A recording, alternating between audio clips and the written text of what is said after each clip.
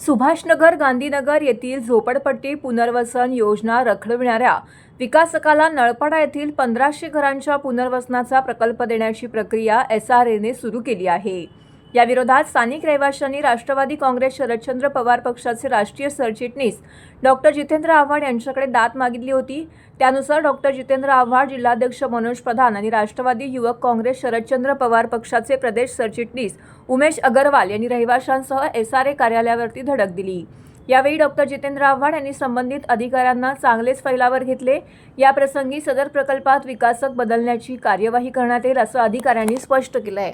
नळपाडा येथील 1500 घरांचा पुनर्विकास करण्याची प्रक्रिया सुरू करण्यात आली आहे। त्यासाठी SRA अधिकाऱ्यांची रिट्स प्रॉपर्टी इंडिया या विकासकाला पुढे केला आहे।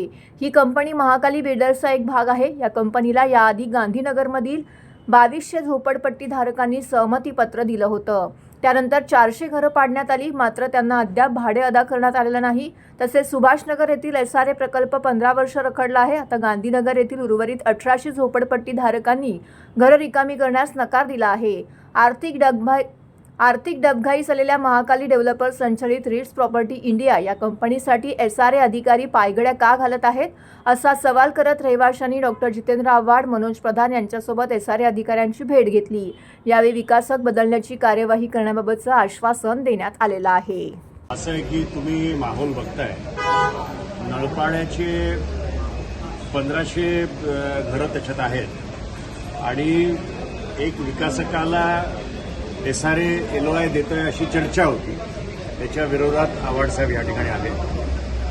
लोकांचं म्हणणं असं आहे की ज्यांनी सुभाषनगर डेव्हलप करू नाही शकले, जो गांधीनगर डेव्हलप करू नाही शकला, तिथली लोक रस्त्यावर आहेत, तिथल्या लोकांना भाडं मिळत नाही।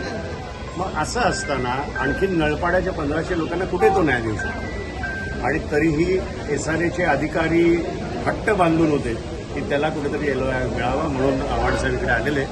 आव्हाड साहेबांच्या याला मान देऊन अधिकाऱ्यांनी सांगितलं की आम्ही काय LOI देणार नाही आणि एक पत्र उमेश अग्रवाल यांना उद्या देण्यात येईल। जी आज या ठिकाणी एका चालू दिवशी लोक आली त्याचं खरंच चीज झालं, कारण का आव्हाड साहेब इकडे आले आणि कुठेतरी 13-2ची कारवाई सुरू होईल असं वाटतंय। 13-2 काय, विकासक बदलण्याची कारवाई सुरू होईल असं दिसतं। कसं आहे की सामान्य नागरिक जर त्रस्त झाला तर तो कोणाकडे जाणार? तर तो एका राजकीय पक्षाकडेच जाणार। आज जर त्यांना वाटत असेल की आव्हाड साहेबांच्या मध्यस्थीने त्यांच्या समस्या दूर होणार असतील तर ते नक्कीच जातील। आता असं आहे की इथे उपस्थित लोकांमध्ये कोण राष्ट्रवादीचं आहे, कोण काँग्रेसचं आहे, कोण शिवसेनेचं आहे, कोण उभाटाचं आहे, कोण भाजपचं असेल। आज नगरसेवक तर 4ही भाजपचं आहेत। तरी जर एवढी लोक जमतात आणि ते आव्हाड साहेबांकडे येतात तर घरापेक्षा महत्त्वाचं काय आहे त्यांच्यासाठी?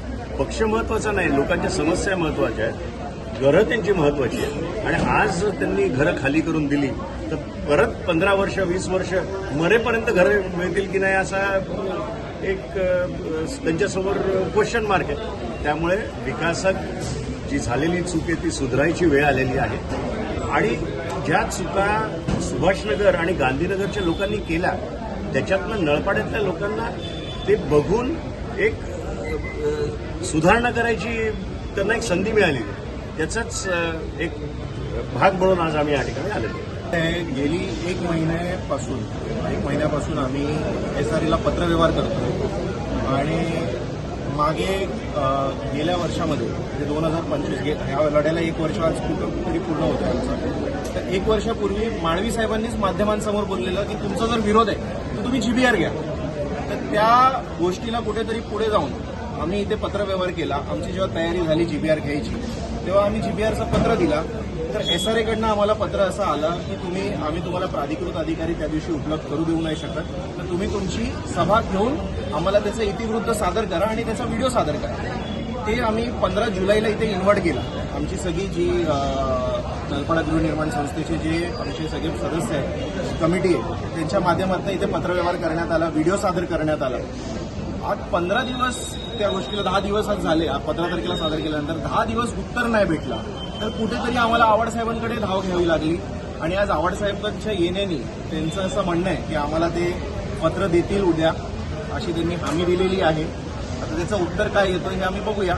राहिली गोष्ट जी पत्रकार परिषद आज घेण्यात आलेली नलपाड्यामध्ये, त्यासाठी नलपाडा गृहनिर्माण संस्था व्यवस्थित सविस्तर एक पत्रकार परिषदचं आयोजन करेल आणि त्यावर जे जे आरोप करण्यात आलेले त्या आरोपांचं आम्ही उत्तर त्या पत्रकार परिषदमध्ये देऊ. दुसरी गोष्ट अशी आहे की रोहिदास बांगर नावाचे एक अधिकारी आहे. गेली 9 दिवस ते रजेवर आहे.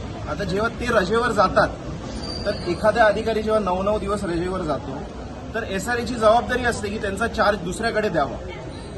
आज 8 ते 9 दिवस झालेत, त्या व्यक्तीचा चार्ज आज देण्यात आला. का? कारण आवाडसाहेब येणार होते. तर काही लोकांचा आरोप होता ना की राजकीय नेत्यांकडे जावं लागतं. हेच कारण आहे की राजकीय नेत्यांशिवाय एसआरए काय हलत नाही.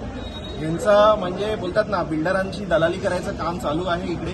बिल्डर लोकांची बाजू कशी मांडता येईल हे एसआरए करतं, पण गोरगरीब जनतेचा कोण ऐकायचा इथे मागणी मानत नाही. आणि आज म्हणून आम्हाला आव्हाड साहेबांना कुठेतरी आणावा लागला.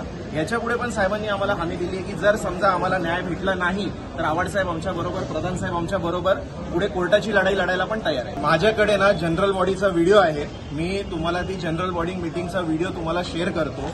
तुम्ही त्याच्यामध्ये बघा. 60% लोक नाही, मी म्हणतो 80% लोक माझ्या बरोबर आहेत. आणि माझ्या बरोबर म्हणजे काय व्यक्ती बरोबर नाहीये. तर ते ज्या पद्धतीची शक्तीची काम करते लोकांना दिसतंय आज की संजय पांडे सुभाषनगरचा किती उद्धार त्यांनी केला. गांधीनगरचा एलओआय 2018 साली आलेला आहे. आज आपण 2026 मध्ये गांधीनगरचा काय उद्धार झालेला आहे. आजपर्यंत 400 घरं फक्त खाली झालेली आहेत. बाकी 1800 घरं लोक द्यायला नकार दिलेला आहे लोकांनी. तर त्याचं कुठेतरी उदाहरण बघून लोकांचे डोळे उघडले म्हणून लोक आज रस्त्यावर उतरलेत ना. ही लोक कुठल्या पक्षाची नाही आहे. तुम्ही कॅमेरा फिरवा, तुम्हाला दिसेल ही सर्वसामान्य जनता आहे. आणि आम्ही आजपर्यंत याच्या कुठला झेंडा घेऊन किंवा कुठल्या पक्षाचं नाव घेऊन कधी एसआरए मध्ये आलेलो नाही. फक्त लोकांना घरं भेटावी हेच आमचा उद्देश आहे. याच्या व्यतिरिक्त आमचा उद्देश काही नाहीये.